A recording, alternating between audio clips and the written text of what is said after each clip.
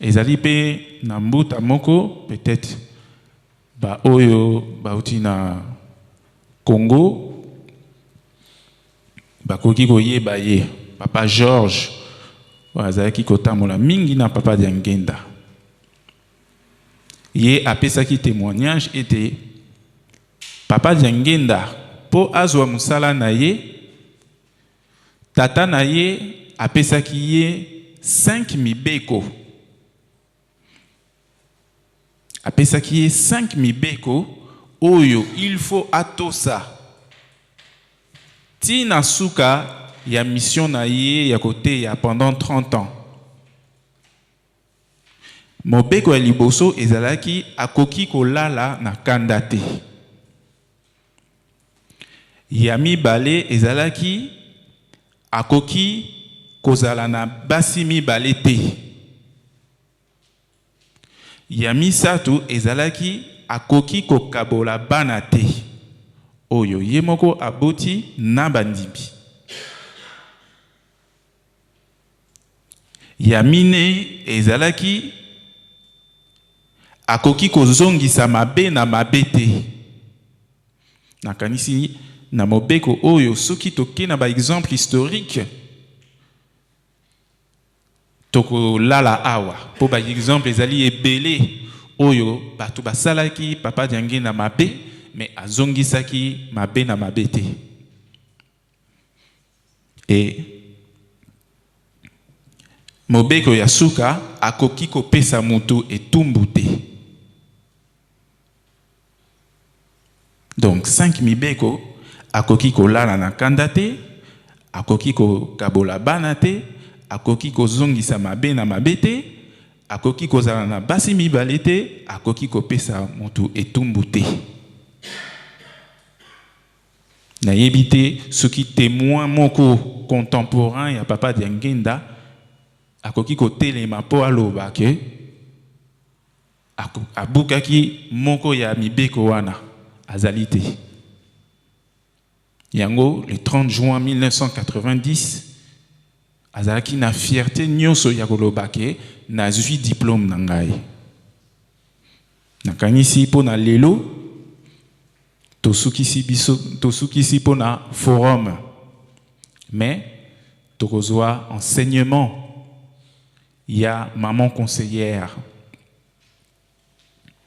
na yango papa pasteur opesa biso kaka un petit mot na nsima nango to continue na komba tata mwana pe tata Molimo Santo ba jenoye tozali na mama yende opesa biso ata soki alobi ata 1 heure du temps soki to kene 23 heures lelo il faut to yokaye eza bongo te lelo tozuye biso ba jeune ndenge tozali awo soki mitunda pe tokutuna ye donc tozana ye lelo souci eza nini ba papa ba limbule biso c'est vrai bango bato basalaki biso ndenge papa Kulutu alobaki l'homme noir est l'œuvre de la création du Saint-Esprit ndenge tokotanga ngo na Genèse 1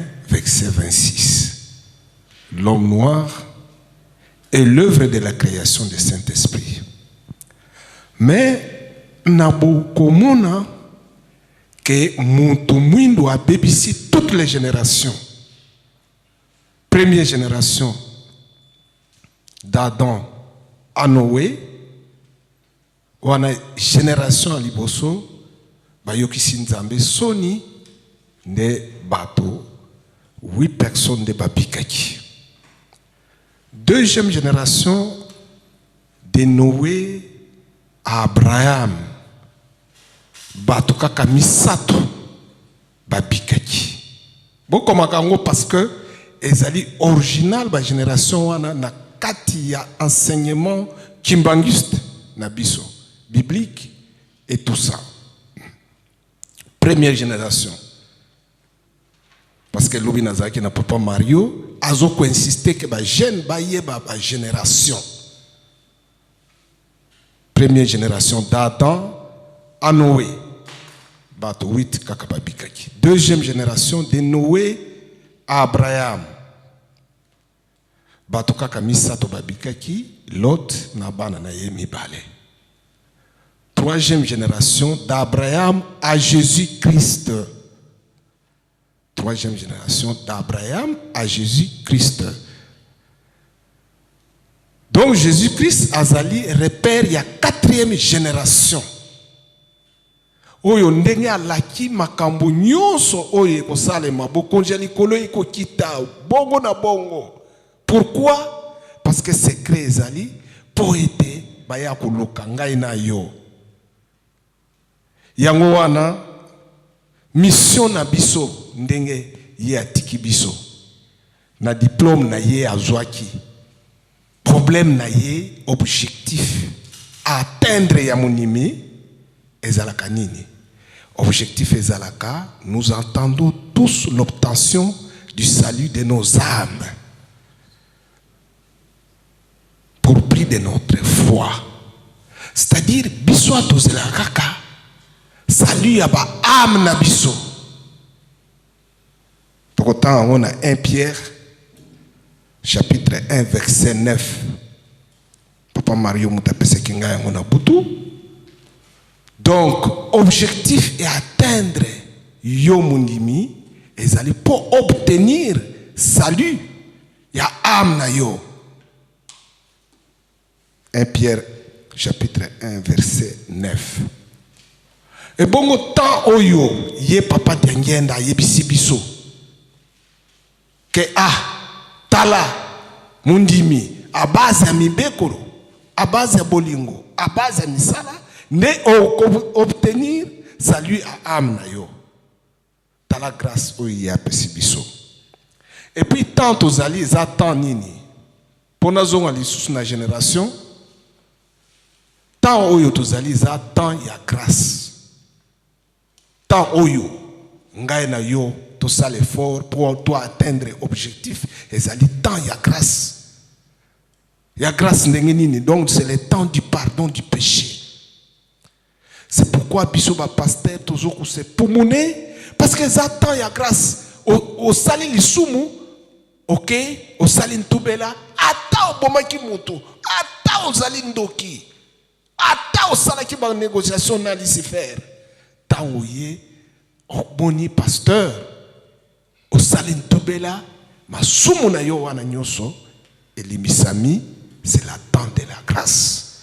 Tokotanga on a Colossiens 1 12 14. Donc temps de pardon de nos péchés. Colossiens chapitre 1 verset 12 à 14. Jean chapitre 1 29. Pourquoi ça? Kolo Yesu Christ alobaki poto yebake kolo Yesu Christ azali repère à 4e génération à l'obaki boye. Cette génération ne passera point que tout cela arrive. Makambo nenge papa diange na l'obaki génération pour les kate. Génération. Quand le Jésus Christ monte à l'obaki, to kotanga on a Matthieu 24 34.